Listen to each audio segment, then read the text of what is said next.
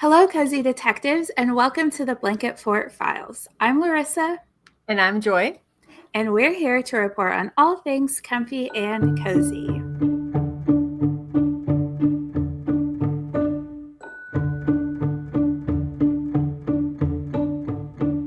Yay, Blanket Fort. Oh, so I'm so excited to be excited. back. It has been a minute in the multiverse of the Blanket Fort. We are in that blurry week just after Christmas. Yeah, So I've where been, rules don't exist. You can yep, eat cheese all day. It's amen. fine. Give me that cheese. I know. It's also like one of those times where you're like, I don't know if this is everywhere, if this is just me. I'm just like, what food is in the house? Like, what can I eat or what can I order to me to eat? Right. Because I just cooked. Oh, I cooked things for Christmas. You'll be surprised of Oh, me. fun. What did you make? I made a pumpkin pie because it Ooh. sounded good and whipped cream, and then a potato cheese, like a scalloped potato style dish. Mm-hmm. It was Oh, that really sounds good. so good. I was kind of Potatoes, scared. cheese, It was a all you trial, need. so right? Honestly, I should have made two of them, but I made one and we ate it all in the one sitting. There's more than just like the two of us. There's multiple people, but we ate it all in the one sitting. And now I'm like, oh man, I should have made two because we could have had it the next Aw. day. Yeah, So you live and you learn. I But get how that. was your Christmas? It was really good. I Yay. feel finally like I can slow down a little bit. Not to Hmm. say any of the festive activities we were doing were particularly difficult, but it was just like every day we had stuff planned. And so this is like the first day, probably in about a week, where we didn't have something. Obviously, we had Wow. this recording planned, but not like an activity plan. So it's kind of nice to just breathe a little bit. And then it's been rainy kind of the Hmm. last few days. We didn't get any rain on like Christmas Day, but ever all the other days this week, it's been kind of rainy here, which honestly I kind of like. It's been kind of a good cozy vibe, but I wish it was snow. Oh, I know. We went to visit family and it's crazy because it actually snowed like where we live, but we weren't here. And then it Oh, rained where we were. And I'm like, ah, no, I could have had a white Christmas. But aw, it was still really fun, obviously, to like visit with family. But it was just one yeah. of those things where it was like, oh man, there was a white Christmas and I missed it. So Aw. it's all good. We tend to watch White Christmas, Oh, like with my love. parents, on actual Christmas Day. So I thought of you, and it was so funny, because my dad doesn't listen to this, but my mom does, and so he recently learned some of the tidbits that you had shared, and I was Oh, like, yeah, uh-huh, I already uh-huh. know this. I know, that's so funny. Yeah, because that's one of my things about today's case files for us and about like past case files. I'm like, if there's something that I missed, or like if after we chat about it, if Instagram like shows me a reel of something, I'm like, did I know that tidbit? Did I say that tidbit? Or Right. as the cozy detective is gonna catch me slipping. So I'm glad that we said the tidbits that your dad Yes. also said. So that's good. Yeah, and it was funny too, because I was trying to explain to him the whole like Bing Crosby, Rosemary Clooney Yeah. music thing, and he was like, "But I heard they got along really well, blah blah blah." And I was like, "I don't know. That's what Joyce." I don't know. The internet's told me. I think it's Right. also like, I feel like especially back in the day Hollywood, it was always like everybody always gets along. And then I Mhm. feel like nowadays with like social medias or anybody's cameras or anything, it's like you find out more of the like behind the scenes scaries. But Yeah, which that's going on with all that I Blake Lively know. stuff, which is Oof. wild. Oof. I'm just over here learning about a 2005 film, just Right, I living my know. life. Oh man. Well, do we want to get into our episode? Our Our full on case episodes. files. Yeah. It's just been a while since we've done one of these. It So, but I'm really very has. excited to be back in the blanket for it. Me too. Me too. It's very cozy up in here. But today, our theme is cozy winter films. So by the time this comes out, once again, in the multiverse, it will be January. And so we are in the winter vibes. Technically, we're in it now, but the winter Mhm. vibes, but not 100% the Christmas vibes of things. Actually, before we get into our film, I have a Lorelai question for you because Ooh. I saw it and I posted it, and I have a specific feeling of it. Do you feel like Christmas on the 26th can be turned off?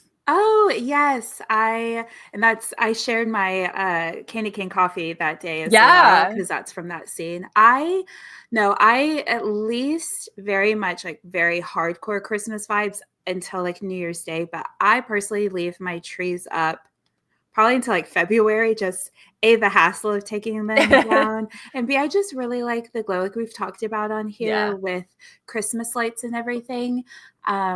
So yeah, I know some people like they already have their trees down. Like we're recording this a few days after Christmas, and I know some people are like, nope, it's over. But They're out of it. I like to extend the merriment as long as I can. Yeah, I agree. I feel like also it's kind of like, I don't know if it's like that summer feel, but it's like the like 2 week break type of a feel if you're in school, if you're not in school and it's still this time of year, it feels like, because I'm like, it's okay. There's no rules like we've said before. So I feel like especially up until New Year's Eve, I feel like sometime in January when I'm finally like, I'm over it, is when I will typically put away Christmas decor. But I actually am still in the process of making this garland. I feel like I've been making for forever. So your girl hasn't even fully decorated. I know. But we'll get there. But the Cozy Winter films, we have 2 of them today. And I still haven't seen yours. I know it was on my list, but I did. I know. It's so sad. It's so sad. But I did watch Eloise at Christmas. Oh, did you It was like it? so cute. Yes, I loved it. It honestly, I feel like the reason that I've never, sorry, I'm taking us so off track before the Christmas No, I film, love it. It's been so long since you and I've tried. Like, I know our cozy detectives are like, we just listened to you last week, but for us, it's been a little bit. It's been a hot minute, but so I realized the reason I've never clicked on the film as an adult when it's popped up on like a streaming service is because Eloise is Eloise and looks like her, but Julie Andrews does not. Her hair is long, like the longest I've seen her hair ever. And for me, because she's laying the photograph that at least currently is showing is like the one where she's kind of like laying down and then Eloise is like chilling over her, which sounds scarier than it is. But it's the hair. I like it threw me out like to the point where like I know Julie Andrews and I still was like, wait a second, is this lady? Am I losing it? Because her hair looks so different. Yeah, she has that really like long wig and then it's like always kind of wild. Oh, it is a wig. Okay, okay. I was like, I couldn't remember if you had said that it was a wig or if it was her hair or it's a wig, and then she's also wearing like butt padding too. Oh, that's so funny. That's so, yeah, she did a lot of like physical things in the film. I was like, Larisa said that, speaking of case files. So actually, was that the same episode? I feel like it might have been. Yeah, I know. Like it's been a minute, but yeah, it's a fun one. So if any of our cozy detectives still haven't listened, if you're still in the Christmas spirit by the time this comes out, let us know. Yeah.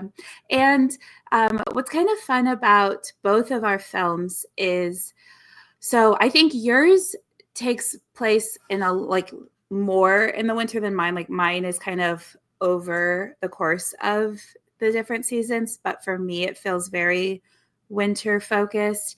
And both of our movies, like at least a portion of it does take place over Christmas, which is kind of fun. So we get to hold on to that a little bit longer. But I'm excited to dive into things. Yeah, you are up first. I am excited because again, I don't know too much. I am kind of Joey-esque where I would put it in the freezer if need be.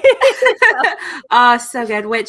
So obviously we're going to have some spoilers. There's a couple things specifically with the version that I'm going to be talking about where I'll put in a timestamp for some spoilers. So sorry, Joy, but it's all good. Overall, I feel like most people kind of know the big spoiler thing. If you've seen Friends, you definitely know. Yeah. But I am talking about the 2019 version of Little Women. It was written and directed by Greta Gerwig, probably most known now for the Barbie movie, but before that, I feel like Little Women was probably her most well-known film. Sure. It's actually the 7th film adaptation of the novel by Louisa May Alcott by the same name. And that book actually came out in 1868. So it is a very old book.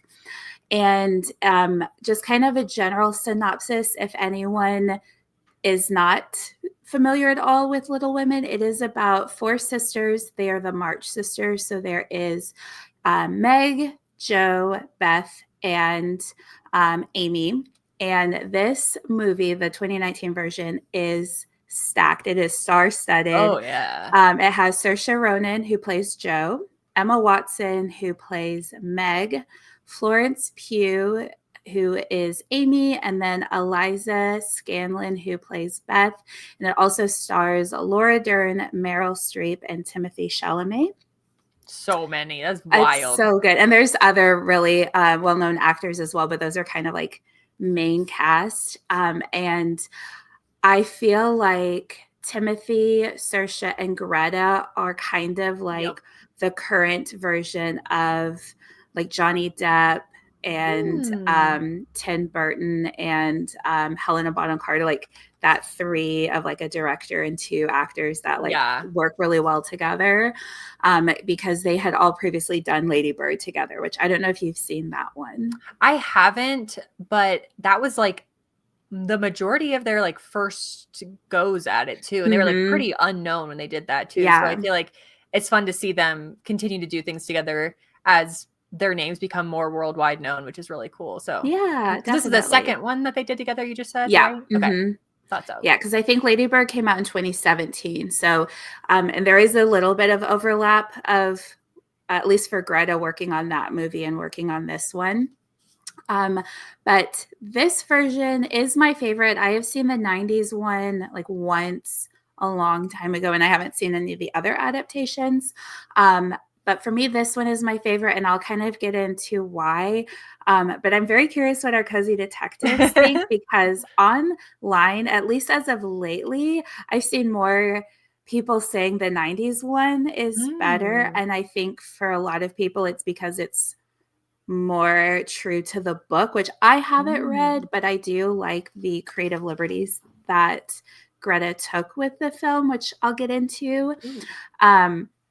But in her version, she goes back and forth between different timelines, and it's kind of this non-linear timeline throughout the film. So we start in 1868, so kind of right when the book was written. It was very kind of supposed to be current, but Jo is in New York. So it is about four sisters, but she is essentially kind of our main character that we really focus on the most. Like we get insight to a lot of the other sisters, but Jo is quote unquote like the main one.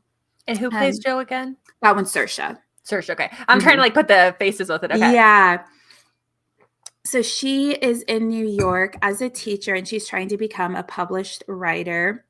And then we also jump back to 1861, so 7 years prior, with all of the girls still working at home. It's kind of interesting. So it's supposed to be their childhood, but it's because of the actresses, it's more of like maybe early to late teen years. And then the focus of Jo and kind of this duality is she's working on a novel. And so it kind of goes back and forth of just this different process in her writing. And by the end, and this is the case for the book as well, I believe, the novel she publishes is called Little Women. So it's supposed to be like the story she writes is the one that we're reading or watching, essentially. Gotcha.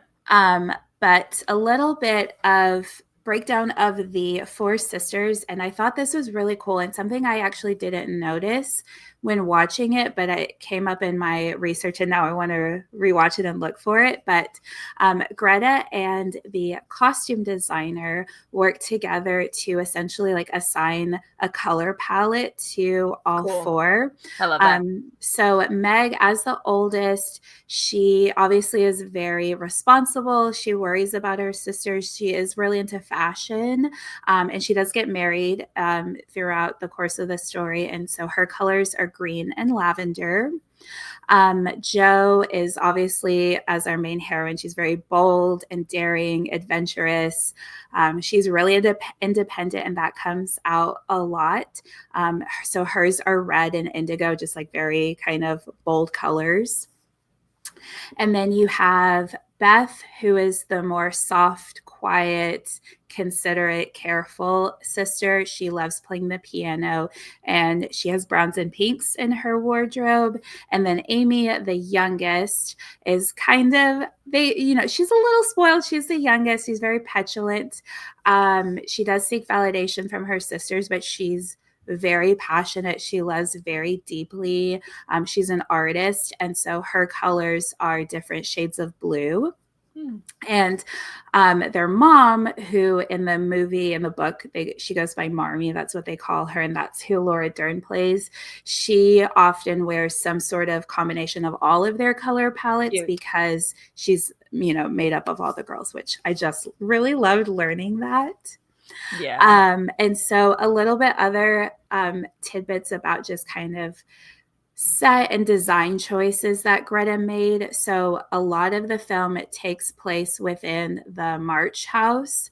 On the outside, it's designed to look very plain and kind of simple because they don't have a lot of money or means. And in fact, the March father, like the patriarch, isn't there a lot. He's actually fighting in the Civil War during the movie. He's on the side of the Union, so we're okay there. But the outside is very warm and colorful, and they kind of nicknamed it the jewelry box on set, which I really liked. The inside is really colorful and the outside is kind of more plain. Yeah. And the decorations, and I know you've even talked about this, especially for Christmas time.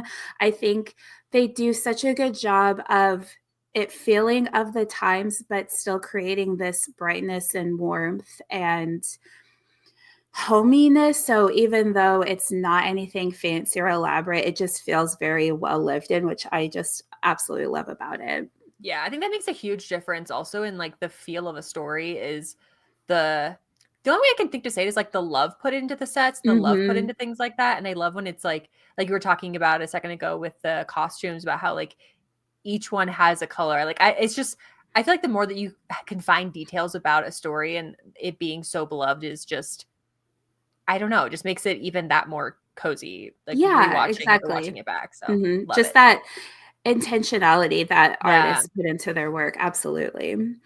And so with the kind of non-linear because we jump back and forth, and it's not like we're at this time, we're in this time, but Greta used while filming. If they did coloring. So the younger, it's very warm, almost like a sepia tone. And then when we get to like the adulthood, it's darker, duller. Yeah. Interesting. So it's really good. And then I will say, this is obviously a bit of a spoiler, but again, if you've seen Friends or if you've been around, Beth sadly dies. And so there's a duality scene where she gets sick in the earlier timeline, but gets better. And then in the adult timeline is when she dies. And there's they do a comparison. So both times Joe sleeps with Beth in her bed. And so the first time when she wakes up and she's not there, she runs down to the kitchen and Marmee turns around, but Beth is like sitting at the table. And then the other time, I'm gonna like cry talking about it, but she like runs down and she's at the table alone. And like it's the peak difference in the coloring. Like it's so warm, and then it's like the coldest like blue, and it's like chilling, but it's just like so cinematically artistic, and I love it so much. Is it kind of like a 500 Days of Summer? Have you seen that movie? Not in a very, very long time. Okay, because they did that a few times too, about like the difference in the feeling of things. Yeah. And it's making me think of that. So yeah, really I would agree with that for sure. And it just it feels like a punch in the stomach, but I love when things make me feel so. And so when they were kind of first in talks about doing another adaptation. So it was through Sony, was kind of the overall arching studio. Greta learned about it back in 2015, was when the studio was kind of first talking about it. And she asked her agent to be considered to work on this, even though back then, like even Wow. when this came out, she was still kind of an unknown because Lady Mhm. Bird was really her only big film. But she really wanted to do this one because this book, Little Women, actually was very pivotal in her becoming a writer. And so she felt very connected to the storyline, which I just really love. I know we've talked about that a few times with Yeah. people and their favorite book and getting to work on that project. And Mhm. I really love when they get to do that. Let me see in my notes. So yeah, so she it played a huge role in her writing, and so when she was working on the script, she not only used the book, but she also had letters that Alcott had written during the time, and Oh, other wow. diaries that she kept, and then paintings of young women from the 19th century. Cool. And so I like that. Obviously, like we follow the storyline, but you can definitely feel like her mark and hand on things, which I really like when filmmakers are able to do that without necessarily tainting the work. And so, what I also really love about what she did with her writing, there's a lot of scenes where the dialogue is kind of spoken on top of each other and you can't Yeah. always understand what's being said. Um, and she did that intentionally so that it felt very real and like a family would talk. And so I really enjoyed kind of hearing her thought process behind that. And in fact, I have a quote from an interview that I watched because she was very intentional, obviously with the script, but even just the connections on camera. And she said, it's a trick of not just where you are putting the camera, it's where you are putting your emotion with everyone because you want to feel like you're in the room and feeling what everyone else is feeling. And so, in the scene that she was breaking down, there's a lot of characters, but there's different relationships and connections with each one. And she was very thoughtful of like even just the Mhm. blocking of, okay, this person needs to connect with this one and this one needs to connect with this one, which I just, again, keep saying this, but I just really appreciate that much thought Yeah. getting put into something.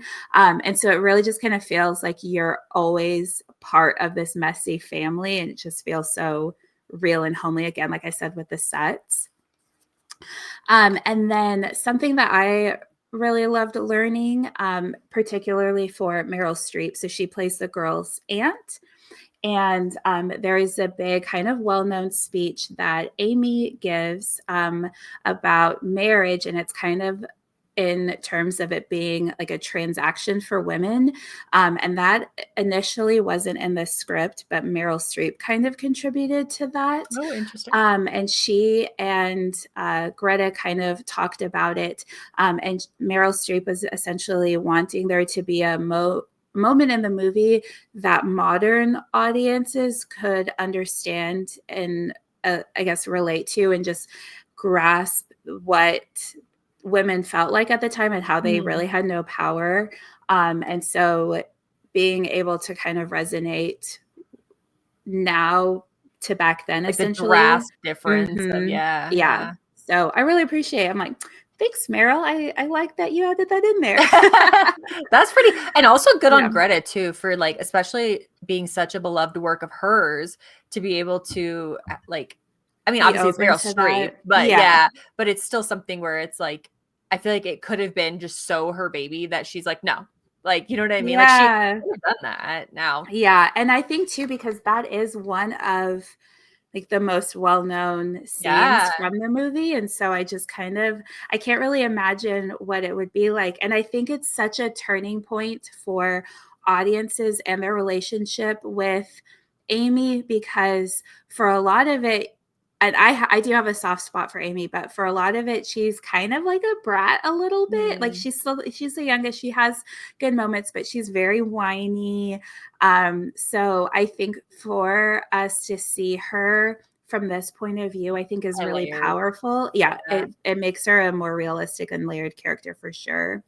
So I wanted to jump a little bit more into costumes Yeah. because I, again, just love how much work and thought went into them. So they made roughly 75 costumes just for like the principal cast. Wow. And apparently, like each of the period costumes took about 40 hours each to make. Wow. Which I just, again, love how much care and thought went into that. But it was for good cause because it did win the Academy Award for Best Costumes, which is very well deserved. Yeah. And then something else I love. So we have Jo, again, played by Saoirse, and she is often seen across from Timothée Chalamet, who plays Laurie. And because Jo is supposed to be this kind of quote unquote, like, I hate the term tomboy, but that's like how they describe her.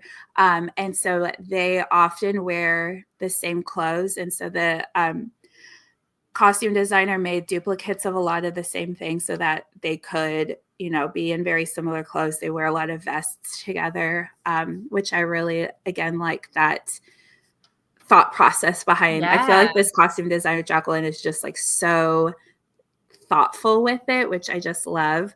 And then this is where I'm going to put a little bit of a spoiler specifically for the 2019 version. So we'll tell you in the show notes where to jump ahead. Sorry, Joy, for the spoiler. No, you're good. The ending of this movie is actually different than the book ending. But I like the choice that Greta made. So in the book, Jo gets married to another teacher that she meets when she's working in New York. And it's so interesting because the whole story is about Jo just having this independence and this kind of like carefree spirit that it just really doesn't feel like it would be in her character to get married. But Greta felt that because of when this book was written, Louisa kind of had to make her get married because there was just that was of the time, even though Jo as a character kind of went against societal norms in order to be published and be a successful book, that she didn't really have the choice to do that. So in the movie, Jo doesn't get married, and they kind of poke fun at it almost because when Jo is talking with the publisher to get her book published, he's like, well, like, she should get married. And Jo's like, okay, fine, like have her get married. I don't care. But in the actual like movie story, she doesn't. So they still have her get Kind of married do the in the both sides. Yeah. in the book that's getting published, but in the actual like movie storyline, she doesn't. So I like that just because I think it's more true to Jo's storyline than the book did. But again, I do see Greta's point of like she kind of had to. So we'll jump back in. So if you skipped over that, welcome back. My last little bit is just why I find this movie so cozy. Obviously, the cinematography, the sets, all of that detail is just like stunning. It's really a work of art. I love Jo's storyline the most and her character. I love all of the sister That was going to be one of my dynamics. questions. Is do you have a favorite sister? I feel like that's the thing that people ask a lot. Yeah. I love Jo, but I do really see that all four just have such an important role to the story that I wouldn't love Jo as much if there wasn't Amy, and I don't think the story would be as good if there wasn't Meg. So I think they're all so integral to the story. So I love the sister plot, obviously, as a sister myself. I only have one, but I love it truly. And my last little tidbit is if you really love Little Women, or even if you don't, there is a book that I read this year. It's actually my top book for 2024. It is called Blue Sisters by Coco Malors, and it's a very loose-ish modern adaptation of Little Women. So highly recommend it. It's very emotional, but it's so beautifully written. So little plug for that for Cozy Detectives. Oh, I love that. That's so cool to see like the different takes on the story. I'm very interested to see that now. So in the 90s version, she does get married then? Is that okay, that's a difference too. Intrigue. Well, I put the spoiler in there, so whatever. I'll put a timestamp or something. Sorry, y'all. I'm still thinking about it. Yeah. So, but yeah, for Cozy Detectives who have seen the 2019 version, let me know if you agree with the changes or if that's why you like the 90s one better if you do. So intrigue. Oh, I'm so interested. I need to watch that before our blurry week is over, because I mean, not that we're not working now, but just in general, it feels a little more like summertime, but love it. Ooh, okay. Ooh, I'm excited about mine. I'm just talking about the first one. So my case file is about the Chronicles of Narnia, The Lion, Witch, and the Wardrobe specifically, and I am talking about the 2005 movie. I am very excited. It's kind of interesting because I have actually never seen the second movie. Oh, wow. I think I've seen it like one time, and I don't feel like it was very good. I just loved the first movie so much, and it just has the 4 kids. It's based upon the book by C.S. Lewis from the 1950s. And truly, it's kind of a story of good and evil.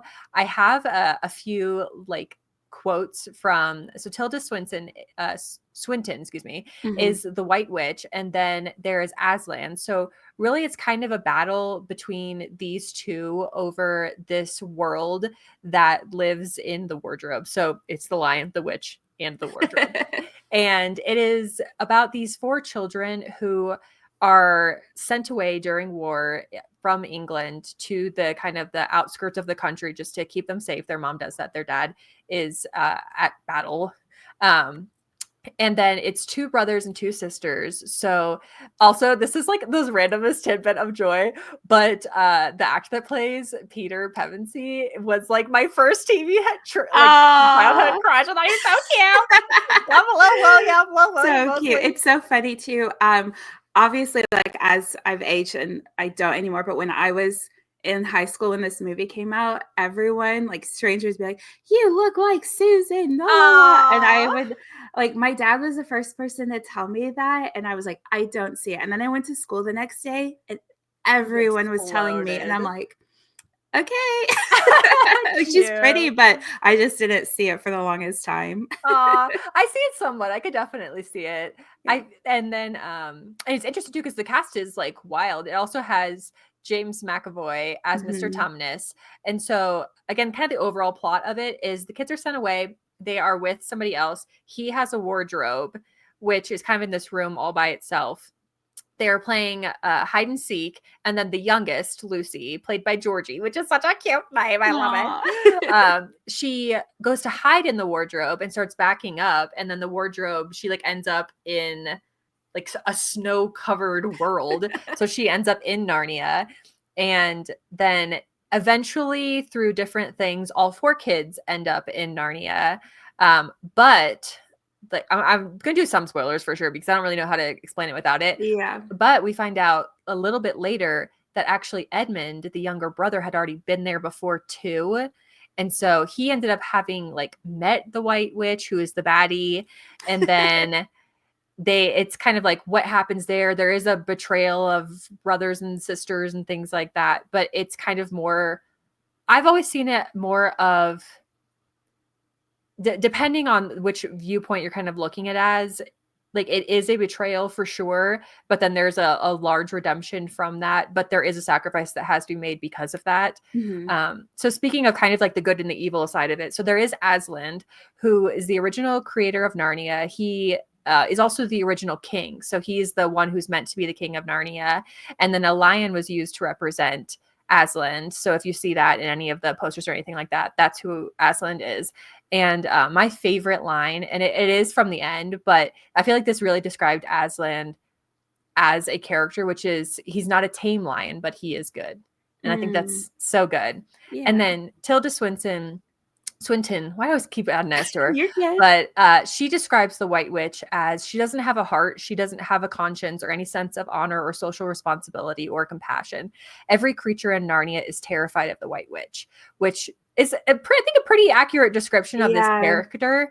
Now she does have like some aspects of her, depending on when we see her, of maybe being more like, I guess like quote unquote like attractive, because she basically tricks the younger brother into betraying his his family and like in essence kind of like all of like the parts of Narnia as well.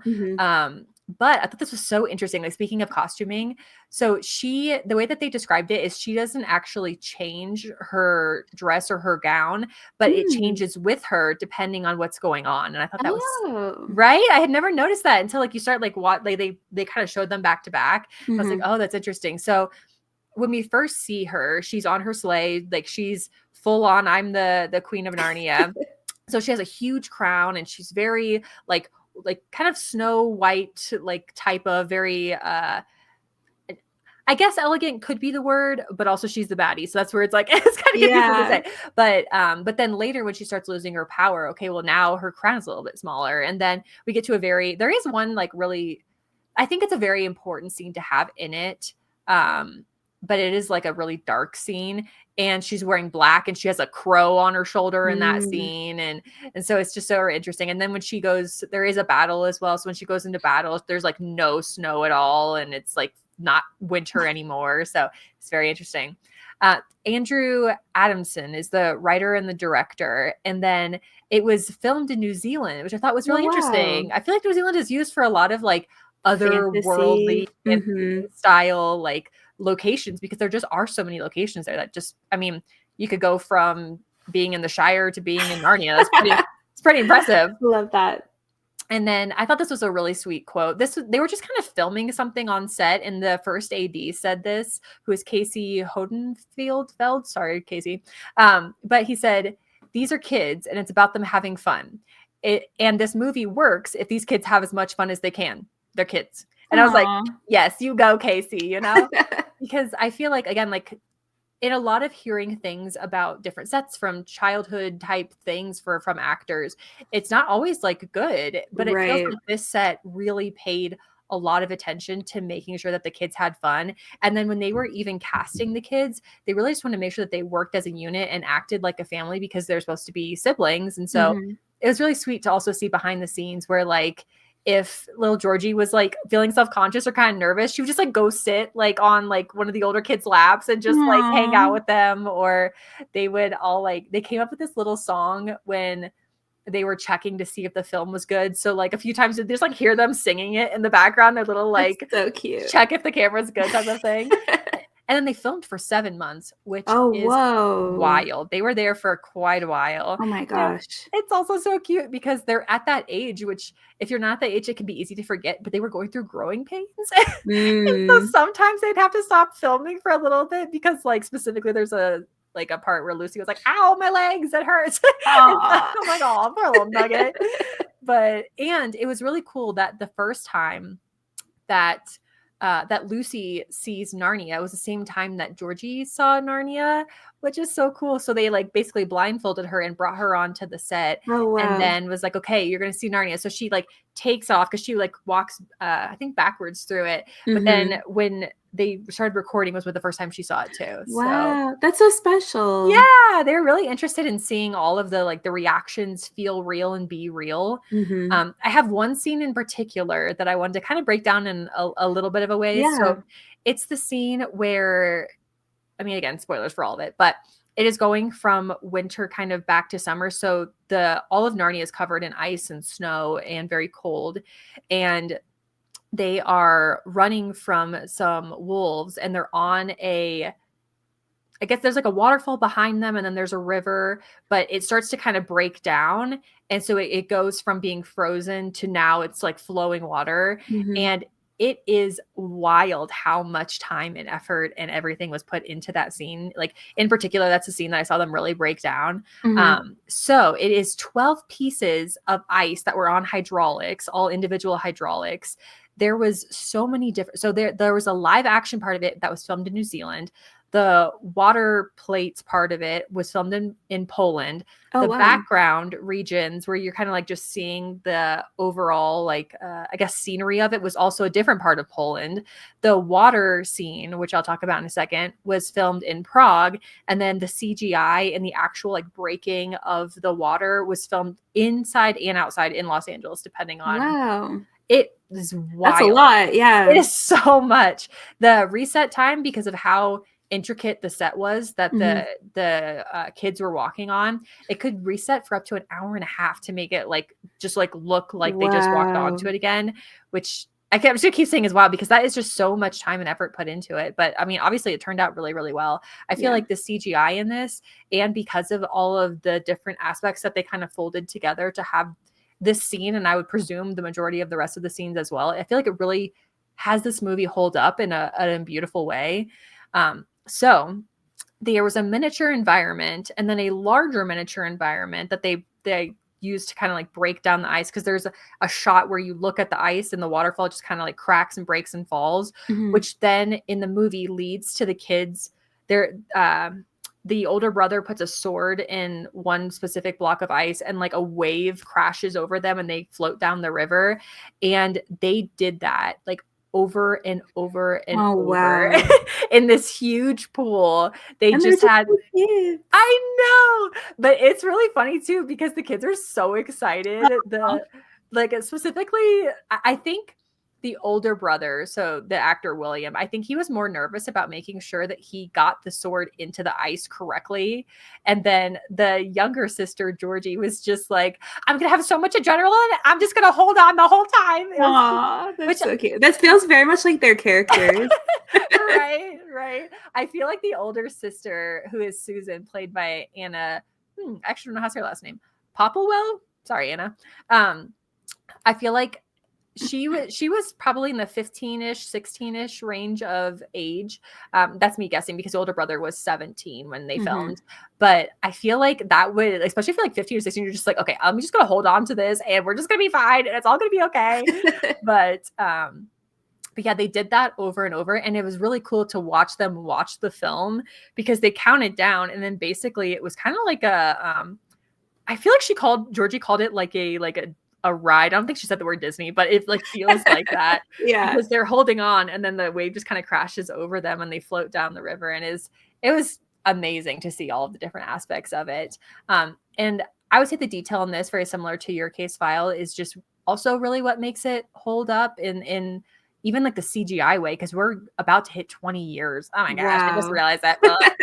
But I feel like it's still like, for Aslan specifically, they spent so much time making it looks so good. And there was a few times where they had a like animatronic lion, specifically in the one really like sad, heartbreaking scene of sacrifice for that. But what they did on set, because they didn't want the girls to feel like it wasn't a real lion, is they had it breathing like the entire day. So it would just like move like it was breathing the whole day, which is crazy. The composer is Harry Gregson Williams, who has done so many other things, which is really cool. So most recently did the new Gladiator movie that came out in 2024. Also did the live action Mulan, The Equalizer, which is funny, very intense movie. The Martian, Prince of Persia, Shrek 2 and 3, Bridget Jones's Diary, and then a 2000 Winnie the Pooh and Tigger movie. But I feel like there's a few movies specifically, like the Prince of Persia or the Martian, and the Chronicles of Narnia, obviously, where like I feel like the score and the sound and the feel of it really come through when you add all of those layers to it, from like the costuming to the set design to the casting to the sound that you hear, really just kind of engulfing all of your senses and feelings towards it. So this, you do go through Christmas. We do meet Santa at one point in it, and he gives the kids each a specific gift. But I think it also just kind of is throughout a bit of a time period, but also is kind of like an escape from a hard time for the kids. Also at the end, another spoiler is that they are victorious, and the sacrifice that was made, while coming with a cost, also comes with something that the White Witch is not aware of. So Aslan is victorious and once again becomes the rightful king of Narnia, but then also all of the Pevensies sounds weird, but are also kings and queens of Narnia. So it's really cute. We shoot forward in time, so towards the very end, they're, I mean, from the look of them, probably at least in their 20s, if not maybe early 30s, depending on which age you're looking at. But then they stumble back through Spare and they end up back as kids. And then they're just in the exact same, like you just like basically freeze in time when you go to Narnia. So now they're kids again. And it's really cool too, because the guy's house that they're in finds them as they fall out of the wardrobe. And he basically like it hints at the fact that he maybe has been in the wardrobe too. Mm-hmm. And so I always wondered it. And part of me is like, oh, having to like relive all of those years. Like, are they really aware of how much time has not passed? But not obviously the first few times, but more, not that I've seen it in a very long time, but as I got older, I took that as like he was Aslan, like the old man. I don't know if that's true or not, but that's just how I kind of started interpreting it. I think in the books, technically in the last book in the series from the C.S. Lewis series, I guess the same word, he has been in the wardrobe, but it was years ago, because I think the last book is him going in the wardrobe. Gotcha. Okay. So I don't think he's meant to be Aslan, but I could totally see how it could like, because he just kind of has that style. Yeah, where you're like, wait a second, what are you doing? But yeah, I think it's just because he knows Narnia, because he's been there as well. But yeah, I think that too about like, oh, well, you just lived like 15 years of your lives, like being like kings and queens in this land. And now you're like a 6-year-old again. Like, whoa, wild. But I just think, so a few of the reasons that this is cozy to me is I feel like the way that they create this world is just amazing. And it, like, obviously it's New Zealand. Once you hear it, you're like, oh yeah, duh. Like, how did they do that? Like, obviously they went to New Zealand. But I think the love that's put into it really shows through. I think the fact that the kids had so much fun on set, I feel like is a really important piece too. Like I think that the first AD, I think is what he was. Where are you at, dude? He's in there somewhere. Yeah, the first AD, there he is. I think the first AD was right in that it really shows through the screen how much fun the kids are having living in Narnia and what that means to them, and like how it changes their lives, because they were pretty much all unknowns before. And it's really cute because they're just in this, like, to them also a whole new world. Like, they are in a place in the world that I don't think any of them have been before. Yeah. And they're getting to experience a whole another type of new world that none of them have been before. I think also I think I like the fact that it's also like, I mean, that's the point of it, but it's wintry, but not 100% Christmassy. Like, we do see Christmas in it, but it's just kind of them going through. And I feel like I wish there were more movies that were winter, but not 100% Christmas, because it, like, I feel like after that, you're like, oh, well, I could watch Elf, but I don't know. Yeah, I know. That's why we decided, because originally I was going to do Little Women more around Christmas time, but there is a big Christmas scene, but it overall holds up beyond just Christmas and winter as a whole, but it still holds that coziness. And I think it works well, kind of like we talked about in our Cozy Winter Tips episode, of just finding that comfort during, January and February. Yes, absolutely. And as a plea to the Cozy Detectives, if you have other movies as well that you love that are winter, please let us know, because I think that, again, that's just a hard thing to find, and I think this movie does it so beautifully. I think those are the main reasons why I find it cozy. I mean, obviously, like, I love the story as well, but there is the sad part in it, which I would give that little warning of, because that's obviously no fun. But that's my case file. I like that there's some like parallels, like the four siblings. It's set during a war, like the dad is off in the war, someone dies. Like, there's a lot of similarities, which is really great. I do have a quick funny story in relation to your case file. So when I went to London the second time, I met up for a day with one of my former students, because she was studying abroad in Rome at the time. And so we just met up because it was a short flight for her. And we went to Harrods, and, they have that big, have you been to Harrods? Yeah. Okay. They have that big candy store. And so she was like, oh my gosh, they have Turkish delight. Like, I need to try it because she remembered this movie and they make such a big, like, he betrays his whole family for Yeah. Turkish delight. So she was excited. So I filmed her trying. And I don't know if anyone has Oh, actually no. tried it, but I haven't. it's I've heard it's not gross. good. I ended up trying a little piece of hers. It's not good, but her reaction is just one of the funniest things because she was like, "This is gonna be so good," and then Oh. pure disappointment. Oh my god. Yeah, if you haven't seen it, that's the thing. So the younger brother meets the White Witch. And the way that I always thought about it is to him during a war. So like when's the last time he had a sweet? Yeah. But she offers him a sweet and he says Turkish delight. And then he's like, yeah, I'll tell you anything you want. And so yeah, it makes it feel like to every kid, you're like, this is gonna be the best thing ever. Oh, this actually exists. It must be glorious. Right, right. It's No. so disappointing.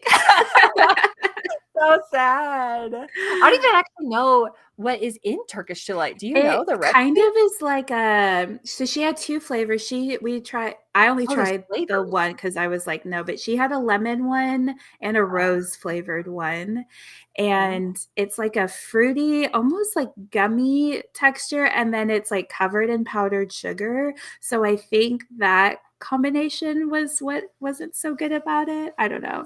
So interesting. Yeah, also like shame on Turkish delight because it also looks like it's gonna be good too. Like if you look at the Right. photos, you're like, oh, this is gonna be delicious, but very sus. No. Very sus. So, Well, let's get into 2%. yeah. Tell me what you've been up to this week. I have been playing board games because Fun. I gifted and was gifted? I don't know how to say that right, but board games. So it's kind of similar. If have you played Stardew Valley? Mm-mm. Okay. It is Stardew Valley, the board game. So it is kind of similar Ooh. to a case file that I had a long time ago, which is Coral Island. So if you've watched that case file or if you've played Stardew Valley, the video game, this is the board game version. And I will say, for a two-player specific, that's the only way I played it as a two-player game. It's probably my favorite board game. Oh, I fun. know. I'm It's always looking for good two-player because it's just me and my sister most of the time, so I will look into that. That sounds yeah, fun. I really like it. It is I would say in a way of like if you've played the video game, you're like, how on earth would they make this a board game? I think they take out and keep in the right amount of elements. I've we did actually win it once, which is apparently very hard to do. So So I'm you're very working proud. together as a team, not Yes. against each other? Oh, yes, Okay, I should phrase very that way. nice. Yeah, it's a co-op game. So in the video game itself, you're gifted on this island, you're gifted a farm, and then you kind of like walk through the island, interact with the locals, go mining, go fishing, kind of like grow potentially, well, in the video game you do, but you grow your farm into like animals and obviously you're farming. So you get like different vegetables and fruits and things like that. Mhm. And in the board game, you pretty much do the majority of that. There's a few things that you don't do as much in the board game as you do in the video game, but it feels like it really makes sense what they keep in and what they take out, like I've already said. So we've played that. We also play Above and Below, which is another I would say this game, I played it as a two-person. I like this game a little bit more probably if there was 3 to 4 Mm. players in it.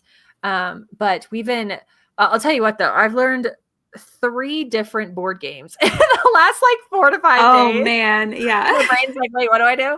But I am really enjoying. I'm gonna say Stardew Valley, the board game. I don't know if it's actually called that, but it's Stardew Valley.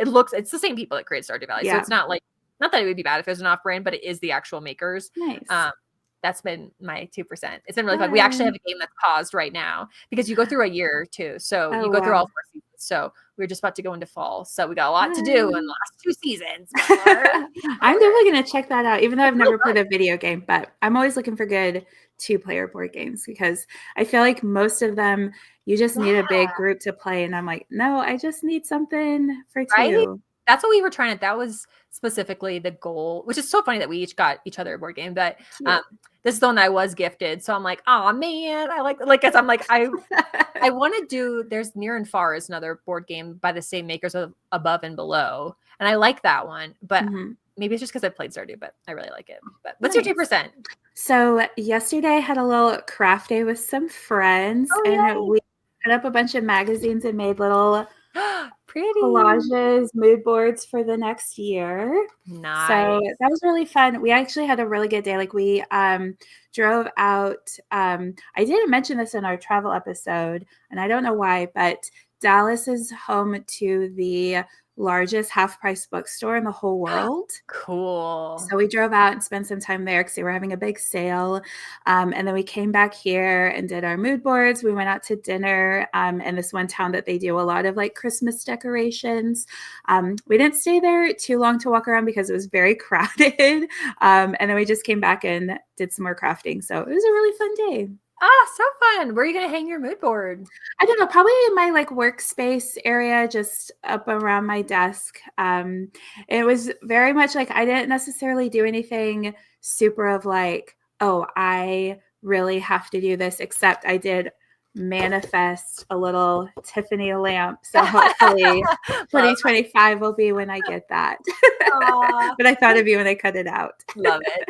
But I feel like that's the best part of a mood board too, is to not be like, and my top 9 goals, but just to be like, here's the vibes, you know? Exactly. Yeah. Love it. I do have a 2% that a cozy detective sent us. This was from M.E. May on Instagram, and she said that her family went to a hotel in their town because they were doing this snow event for free where they made that fake snow with like soap. And she said the hotel was very beautifully decorated, and they had this really enormous train display, and they said that it felt like Eloise at Christmas time, which is so perfect since you just watched it.